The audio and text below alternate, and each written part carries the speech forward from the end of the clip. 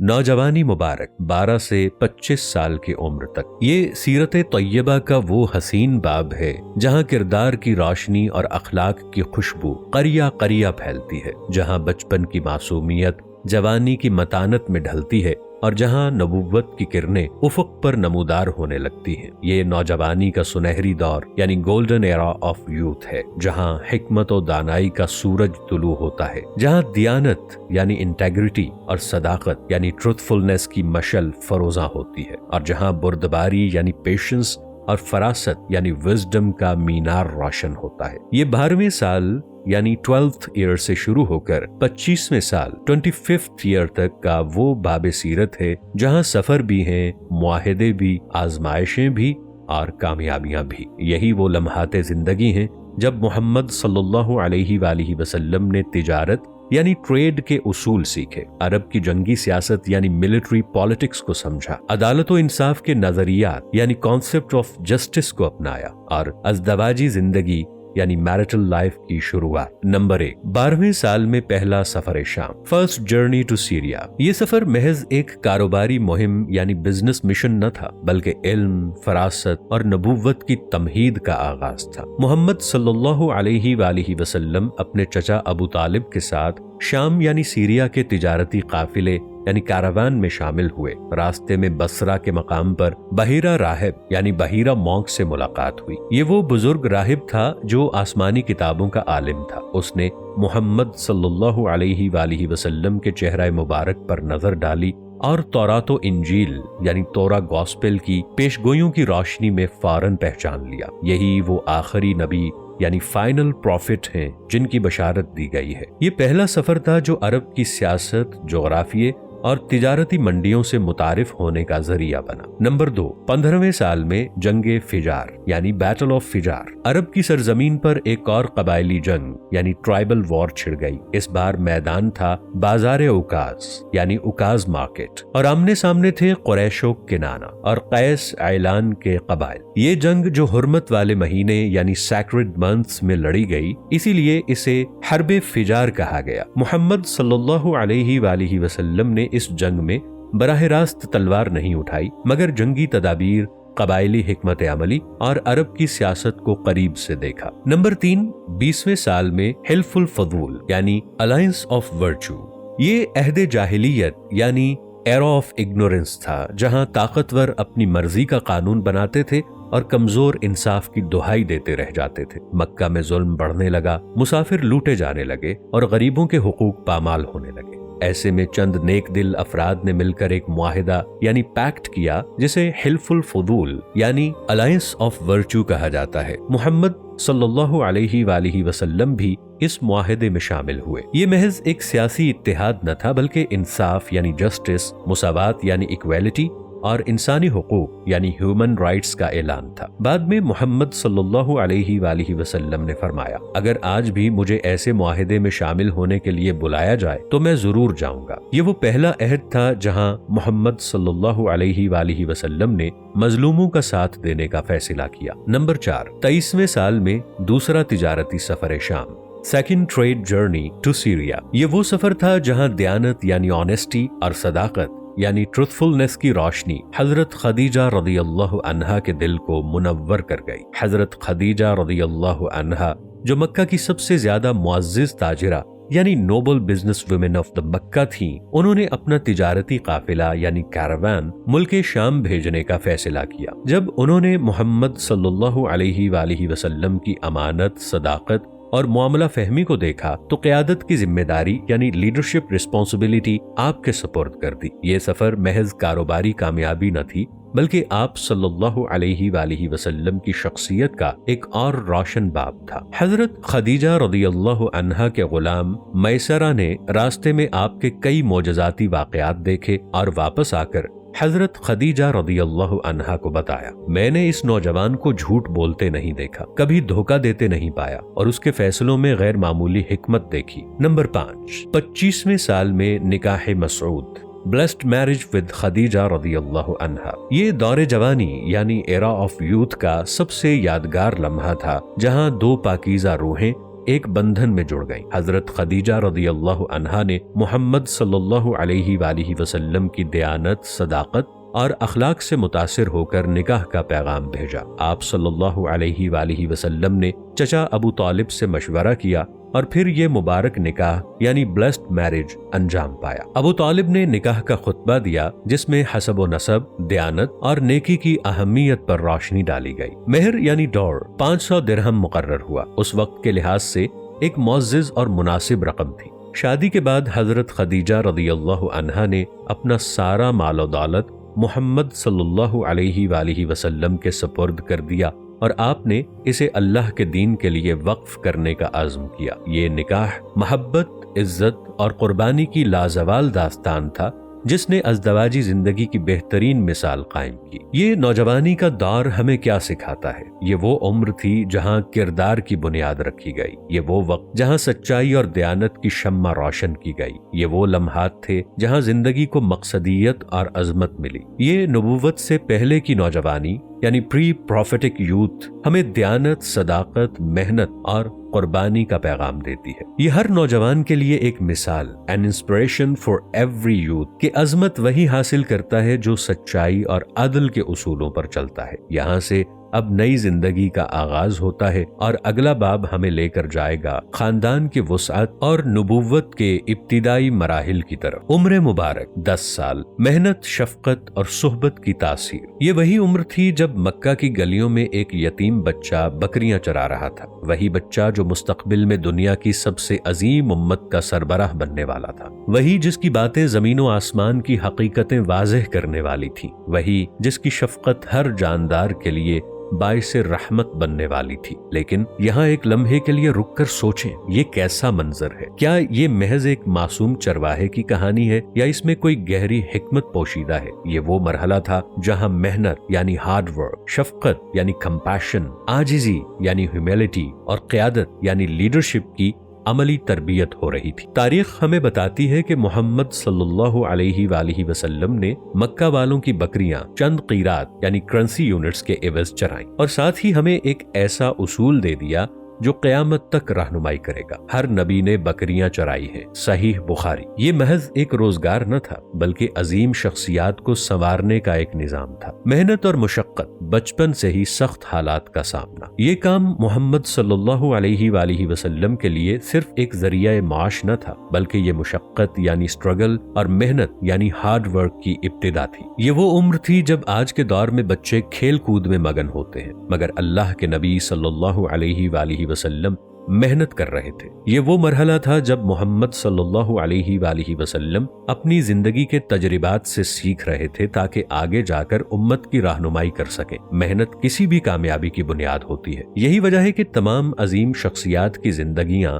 محنت، مشقت اور جد و جہد سے بھری ہوئی ہے۔ آج کے نوجوان کے لیے اس میں بہت بڑا سبق ہے۔ اگر 10 سال کی عمر میں محنت کی عادت پڑ جائے تو زندگی بھر کامیابی مقدر بنتی ہے۔ اگر انسان شروع ہی سے مشقت برداشت کر لے تو آگے جا کر بڑے چیلنجز کا سامنا کرنا آسان ہو جاتا ہے۔ جو نوجوان محنتی ہوگا وہی آگے جا کر کسی بڑی ذمہ داری کا اہل بنے گا۔ محمد صلی اللہ علیہ وآلہ وسلم نے بچپن ہی میں محنت کی عظمت کو اپنایا اور یہی صفت آپ کی پوری زندگی میں نمایاں نظر آتی ہے۔ بکریوں کی صحبت، عاجزی اور امت کی تربیت۔ اللہ تعالیٰ نے تمام انبیاء کرام علیہم السلام کے لیے بکریاں چرانے کو ایک نصاب یعنی ڈیوائن ٹریننگ کے طور پر رکھا۔ صحیح بخاری۔ ہر جانور کی اپنی تاثیر ہوتی ہے اور اللہ تعالیٰ نے ہر نبی کو ایسی تاثیر میں ڈالا جو ان کی امت کی ضرورت تھی۔ گھوڑا تیزی اور بہادری کی علامت ہے، اونٹ صبر اور استقلال کی علامت ہے، اور بکری عاجزی، نرمی اور رحمت کی علامت ہے۔ چونکہ محمد صلی اللہ علیہ وآلہ وسلم کو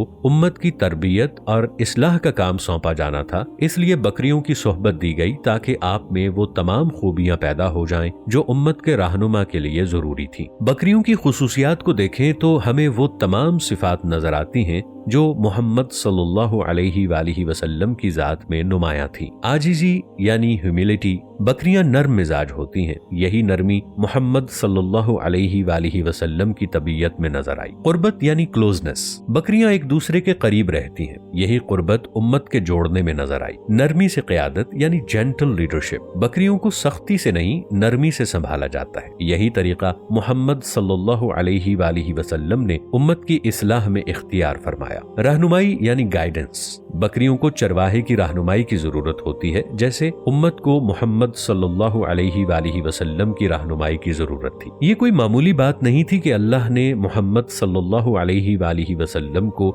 بچپن میں ہی امت کے لیے تیار کرنا شروع کر دیا۔ انسان جیسا ماحول اپناتا ہے ویسا ہی بن جاتا ہے۔ یہ ایک ناقابل تردید حقیقت ہے کہ انسان جس ماحول میں وقت گزارتا ہے وہی اس کی شخصیت پر اثر انداز ہوتا ہے۔ جانوروں کی صحبت، چرواہا جانوروں کے ساتھ رہ کر عاجزی، صبر اور شفقت سیکھتا ہے۔ علماء کی صحبت، عالم کی صحبت میں رہ کر علم، حکمت اور دیانت آتی ہے۔ اہل اللہ کی صحبت، اللہ والوں کے ساتھ رہنے والا سچ بولنا، ذکر کرنا اور ایمانداری سیکھتا ہے۔ بدکاروں کی صحبت، برے لوگوں میں وقت گزارنے والا دھوکہ، غیبت اور جھوٹ بولنا سیکھتا ہے۔ یہی اصول فرد، خاندان اور قوموں پر بھی لاگو ہوتا ہے۔ اگر ایک خاندان میں سچائی عام ہو تو پوری نسل دیانتدار بنتی ہے۔ اگر ایک قوم محنت کو اصول بنا لے تو ترقی کی راہ پر گامزن ہو جاتی ہے، اور اگر کوئی ملک ناانصافی اور دھوکہ دہی کو اپنا لے تو پوری نسل بے راہ روی کا شکار ہو جاتی ہے۔ یہی تاثیر ہمیں محمد صلی اللہ علیہ وآلہ وسلم کی تربیت میں نظر آتی ہے، اور یہی آج بھی ہمارے لیے سب سے بڑا سبق ہے۔ آج کے دور میں ہماری صحبت ایک لمحہ فکریہ، ہمیں سوچنا ہوگا کہ ہماری صحبت آج کہاں ہے۔ محمد صلی اللہ علیہ وآلہ وسلم کی صحبت بکریوں کے ساتھ تھی،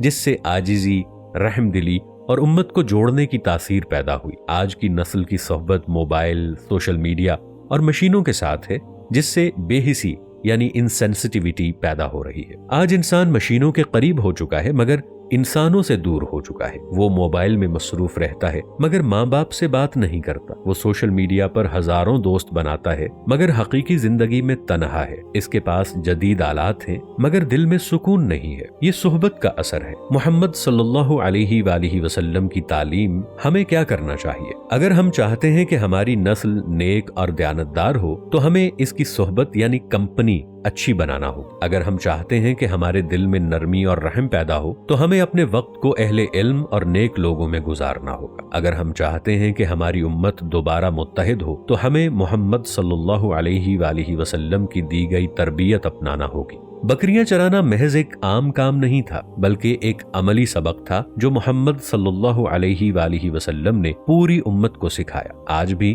اگر ہم اپنی صحبت کو اچھا بنا لیں، نیک لوگوں کے ساتھ بیٹھیں، علم اور حکمت حاصل کریں تو ہم اپنی زندگی کو سنوار سکتے ہیں۔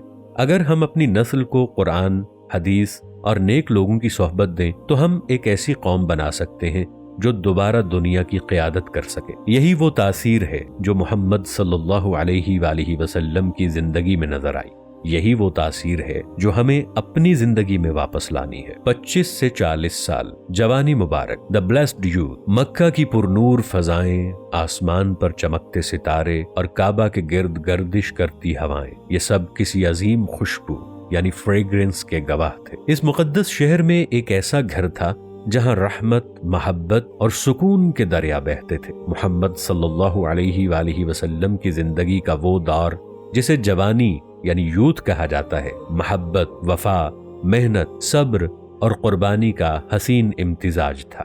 محبت و اعتماد کا سفر۔ خدیجہ رضی اللہ عنہا، وہ عظیم المرتبت خاتون جو صرف ایک زوجہ یعنی وائف نہیں بلکہ غموں میں ڈھال، پریشانیوں میں سکون اور ہر آزمائش میں حوصلہ دینے والی تھی۔ محمد صلی اللہ علیہ وآلہ وسلم کے لیے وہ ایک مشفق سائے کی مانند تھی، جنہوں نے آپ کے قدموں کو ہمیشہ مضبوطی یعنی فرمنس بخشی۔ یہ وہی جوڑا تھا جس کی بنیاد محبت یعنی لو اور اعتماد یعنی ٹرسٹ پر رکھی گئی تھی۔ زندگی کی صبحیں اور شامیں ایک سکون بھری فضا میں بسر ہو رہی تھی۔ گھر میں برکت، خوشحالی اور محبت کے چراغ جل رہے تھے، اور اسی بابرکت گھر میں اولاد کی نعمتیں بھی عطا ہوئی۔ پہلا بیٹا قاسم رضی اللہ عنہ۔ جب محمد صلی اللہ علیہ وآلہ وسلم کی عمر 28 سال ہوئی تو اللہ نے محمد صلی اللہ علیہ وآلہ وسلم کو ایک بیٹے سے نوازا جس کا نام قاسم رکھا گیا۔ یہ والدین کے لیے خوشی کا لمحہ تھا۔ ننھے قاسم جب والد کے سینے پر سوتے تو محبت کی روشنی بکھرتی، مگر یہ خوشی زیادہ دیر قائم نہ رہی۔ قاسم رضی اللہ عنہ ابھی کم سن ہی تھے کہ اللہ کو پیارے ہو گئے۔ وہ ننھے ہاتھ جو والد کی انگلیاں تھامتے تھے، وہ مسکراہٹ جو والد کی آنکھوں کی روشنی تھی، سب وقت کے دامن میں چھپ گئے۔ بیٹیاں رحمت کے خزانے۔ 30 سال کی عمر میں اللہ نے محمد صلی اللہ علیہ وآلہ وسلم کو ایک بیٹی عطا فرمائی جس کا نام سیدہ زینب رضی اللہ عنہا رکھا گیا۔ پھر 33 سال میں سیدہ رقیہ رضی اللہ عنہا، 34 سال میں سیدہ ام کلثوم رضی اللہ عنہا اور 41 سال میں سیدہ فاطمہ رضی اللہ عنہا پیدا ہوئی۔ یہ بیٹیاں جنہیں دنیا بوجھ سمجھتی تھی، وہ نبی رحمت صلی اللہ علیہ وآلہ وسلم کے دل کے سب سے قریب تھی۔ یہ وہی بیٹیاں تھیں جنہیں آپ اپنی محبتوں سے نوازتے، اپنے شانوں پر سوار کرتے، پیشانی پر بوسہ دیتے اور ان کے وجود کو رحمت قرار دیتے۔ بیٹیوں کے نکاح اور ان کی محبتیں۔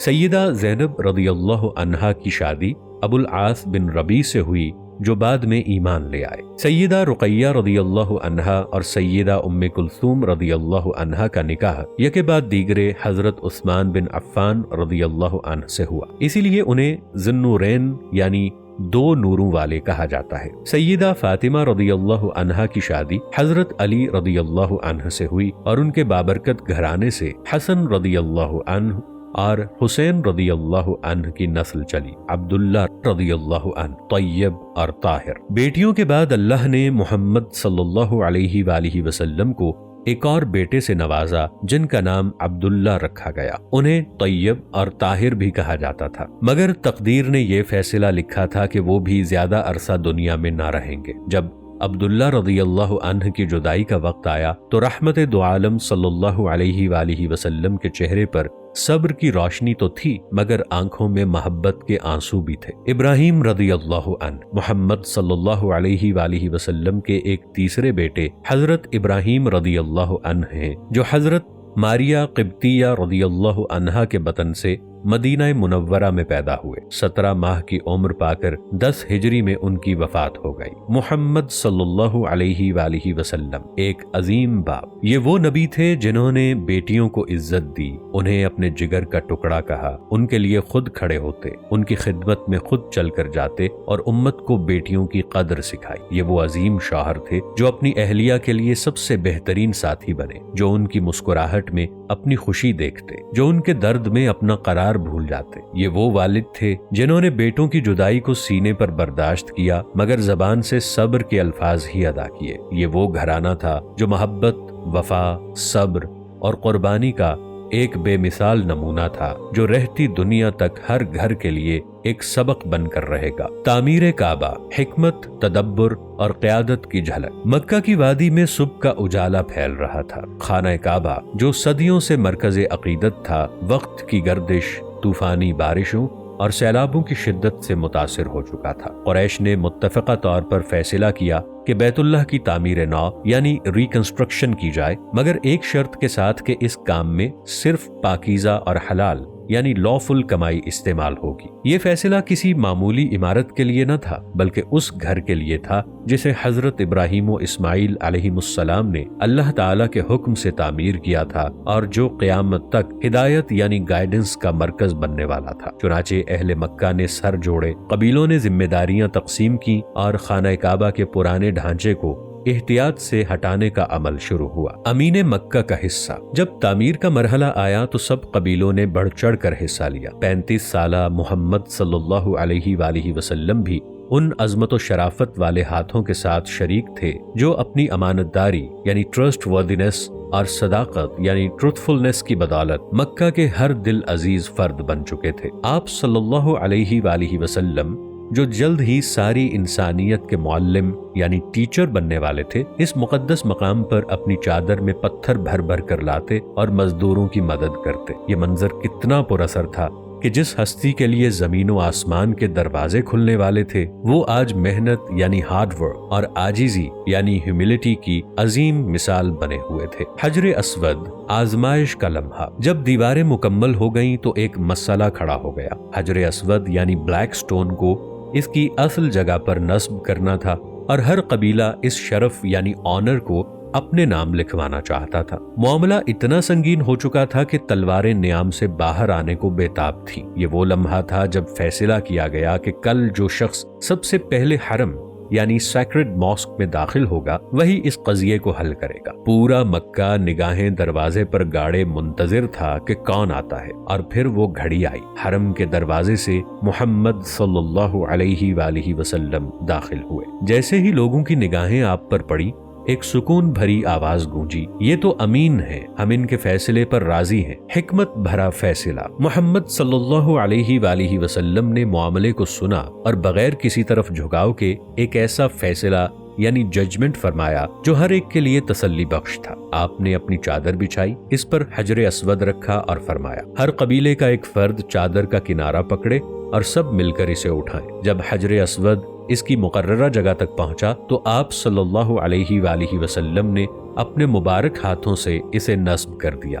ایک لمحے میں تنازع یعنی کانفلکٹ ختم ہو چکا تھا۔ قبیلے جو خون بہانے کو تیار تھے اب ایک ساتھ خوشی میں شریک تھے۔ حقیقی قیادت کی جھلک۔ یہ محض ایک تنازع کا حل نہ تھا بلکہ آنے والے وقت کا ایک اشارہ تھا۔ جس شخص کی دانائی یعنی وزڈم، تدبر یعنی فورسائٹ اور حکمت یعنی انٹیلیجنس نے آج مکہ کے قبائل کو جنگ سے بچا لیا تھا، وہی کل پوری دنیا کو ہدایت کے نور سے منور کرنے والا تھا۔ یہ واقعہ ہمیں سکھاتا ہے کہ قیادت یعنی لیڈرشپ طاقت یعنی پاور سے نہیں بلکہ حکمت، صبر یعنی پیشنس اور تدبر سے حاصل ہوتی۔ محمد صلی اللہ علیہ وآلہ وسلم نے محض ایک پتھر کو نہیں بلکہ قلوب یعنی ہارٹس کو جوڑا، نفرتوں کو مٹایا اور ایک ایسی سنت یعنی ٹریڈیشن قائم کی جس میں ہر تنازع کا حل محبت، عدل اور حکمت میں پوشیدہ ہے۔ یہ وہ لمحہ تھا جب لوگوں نے محسوس کیا کہ یہ ہستی عام نہیں، یہ وہی ہے جس کا انتظار صدیوں سے کیا جا رہا تھا۔